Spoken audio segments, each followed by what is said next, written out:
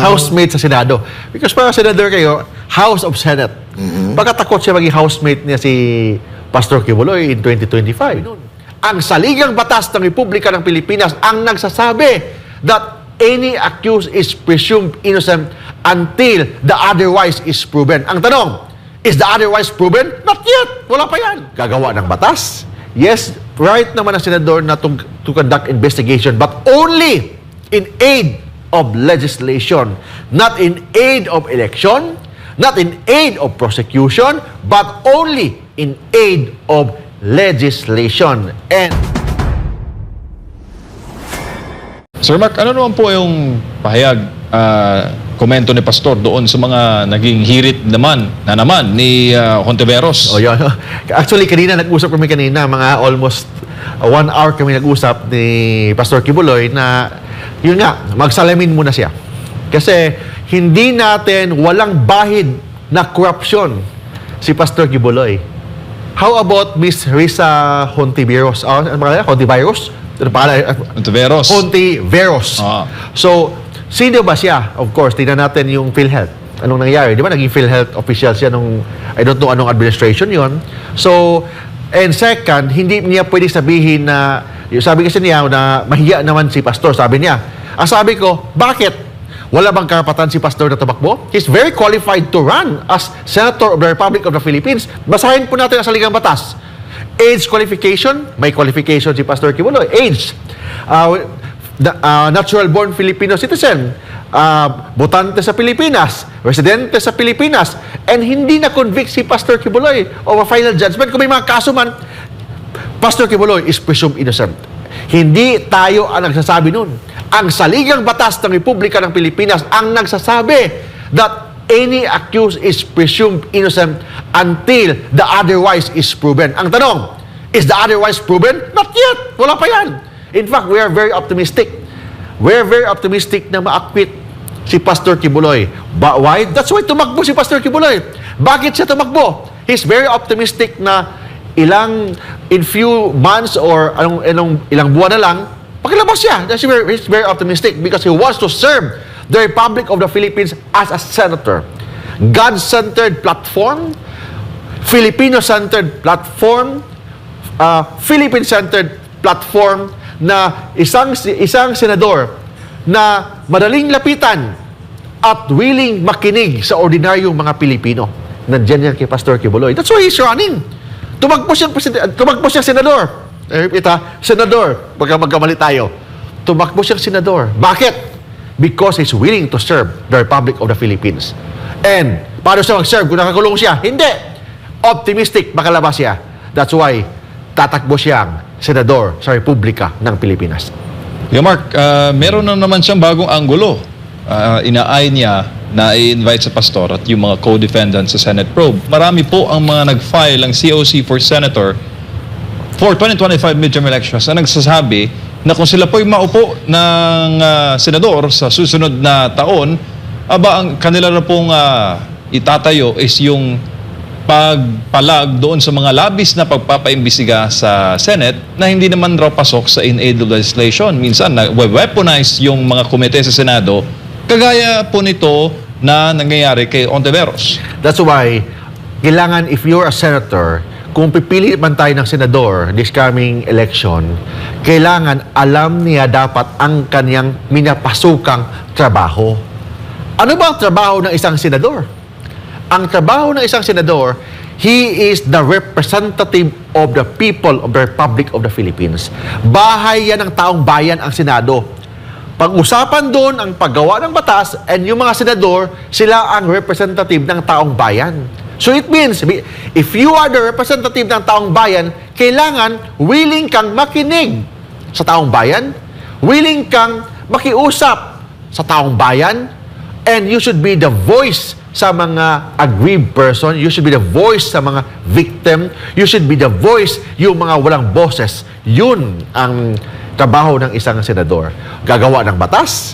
Yes, right naman ang senador na to conduct investigation, but only in aid of legislation, not in aid of election, not in aid of prosecution, but only in aid of legislation. And if you exercise that legislative inquiry, kailangan respetuhin po natin ang karapatan ng mga resource person. Hindi accused, ha? Hindi accused. Kailangan resource person, ibig sabihin, bisita. Respetuhin po natin ang karapatan ng mga bisita. Resource person. Hindi accused. Pag accused yan, doon sa korte yan. So doon tayo sa korte mag-usap pag if you treat that person as an accused. But in Congress or in Senate, you should treat them as your visitor, as a resource person. That's why nakalagay po sa ating saligang batas, kailangan respetuhin ang karapatan ng mga resource person, lalo na yung kanilang constitutional rights. Opo, constitutional rights per se, sir, na nakikita po ng taong bayan based po sa mga komento ngayon in real time na nalalabag dahil matindi po ang kumbaga bashing kay pastor sa issue recently. Tapos meron na naman siyang hakbang para mas siraan pa sa Senate. Tapos live on national TV. Oh, yes. So, ano bang purpose niya? Ano ba batas? Ang purpose ba ni Miss Hontiveros is to make law? Ano bang batas ang gusto niyang baguhin? Ano ba yung legislative agenda niya? Yun ba talaga ang purpose niya? Gagawa ng batas? O sirain ang reputasyon ng isang pastor? So, yun lang yan eh. So, trabaho ba ng isang senador na manira ng reputasyon ng isang tao? Nakalagay ba yan sa ating saligang batas na isa sa trabaho ng isang senador?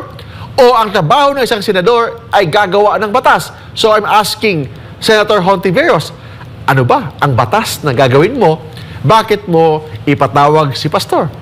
May batas ba? Or baka gusto mo lang kasi gusto kang magpapogi, magpaganda kasi you are the campaign manager of the other group. Then you're using that seat or yung Senado for your political agenda. We do not know. And hindi yan right ng isang senador. Hindi yan power or obligation ng isang senador. Because the power and the obligation of a senator is to make laws. Kasi they are the representative of the people of the Philippines. So that's very basic in Constitutional Law 101. Kung pumasok tayo sa law school, basic 101 in law school, yung tinatawag na constitutional power ng isang senado, ng isang senador. And the constitutional power of a senator is to make laws. Hindi gawing showbiz or maging clown yung mga tao doon na ipatawag tapos ang purpose lang pala sirain ang reputasyon, ang pangalan ng mga tao na in the very first place dapat ang court ang may right noon or may duty noon, hindi ang Senado. Oo, lalo pat may mga ongoing na proseso sa korte, tsaka lalabag ba yan ka sa sub judice? Yes, tama. First, if you are already accused, the Sub case, judice rule. kung ipatawag ka na isang senador tapos magtanong about mga cases na pending sa court, violation yan ng sub judice rule. Kasi sub judice rule, dapat ang Senado hindi dapat pangunahan ang resolution or yung decision ng court. Hindi dapat pangunahan yung tinatawag na equal protection or yung tinatawag na separation of power. Dapat ang legislative power, respetuhin po nila ang judicial power. Yun ang court. So, sub-judice rule, hindi dapat sila pwede mag-influensya or dapat pangunahan ang korte. Second, may tinatawag tayong right against self-incrimination. When say right against self-incrimination, kasi MJ, iba yun sa right against self-incrimination in a civil case. I-compare that to a criminal case. Yung civil case, you can invoke right against self-incrimination from the moment that an incriminating question is asked. It means, pag tanungin ka, maka-incriminate sa'yo yung tanong mo, pwede mo i-invoke ang right against self-incrimination from the moment that you are asked. But in a criminal case, from the moment that you are called, hindi ka pa tinanong. From the moment na pinatawag ka, pwede ka na mag-invoke ng right against self-incrimination. In this case, Pastor Kibuloy, there's a criminal case. Kung magsalita siya sa Senado, will it violate against self-incrimination? Yes. Kung ipatawag siya sa Senado, will it violate right against self-incrimination? Yes. Bakit? May pending na kaso eh. May pending na kaso sa court. So it means it will violate right against self-incrimination. That is one of the protection ng isang akusado sa korte. And protection niya sa ating saligang batas, right against self-incrimination. From the moment that you are asked, from the moment that you are invited in a criminal case, violation yan ng right against self-incrimination. And take note, MJ Admar, there's already a pending case. So from the moment that Pastor Quiboloy is invited or will be invited by the Senate, lalo na pag ang topic is about yung kaso niya, right against self-incrimination. So dapat hindi yan dapat gawin ni Senator Hontiveros, with all due respect. Kuya Mark, para sa mga nanonood ngayon at nagkaka-interest na sa usaping batas at politika kasi magkaugnay ang paksang Yes, yan. Ano ito nangyayari ngayon sa kaso ni Hontiveros? Nagsisilbing hindi magandang halimbawa, lalo na po sa mga nag-aaral ng law. Yes, kasi may limitation kasi ang power ng mga congressman or mga senador. Nakalagay po yan sa ating saligang batas. Ano ba talaga ang power ng isang congressman? Yes, ang mga congressman and senator, they have contempt power. Although yung contempt power, hindi yan nakalagay sa ating saligang batas. It is only an implied power of Congress. Wala nakalagay, if you read the Constitution, wala nakalagay sa Constitution na ang congressman or senador may contempt power. Implied power lang yan ng ating saligang batas sa mga congressman or mga senador. Implied power. But there is also an express power. And what is that express power? My express power is to conduct investigation. But may limitation. What are the express limitation? First, you should respect.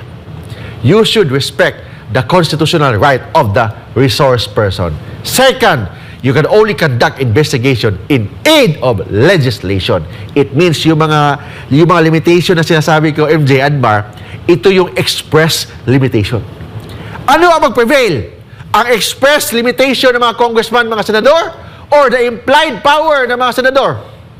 The express limitation will prevail because nakasaad po yan sa ating saligang batas. Yung contempt power ng mga senador o mga congressman, wala yan sa ating saligang batas. It is only an implied constitutional power. Tsaka parang may decision yan, di ba? Ang Supreme Court. There's already a decision of Recently lang, bago lang. May mga decision, mga limitations na hindi pwedeng mag-abuso ang mga senador, ang mga congressman, hindi pwedeng mag-abuso. And sabi ko nga, yes, palagi nilang sinasabi, I'll cite you in contempt.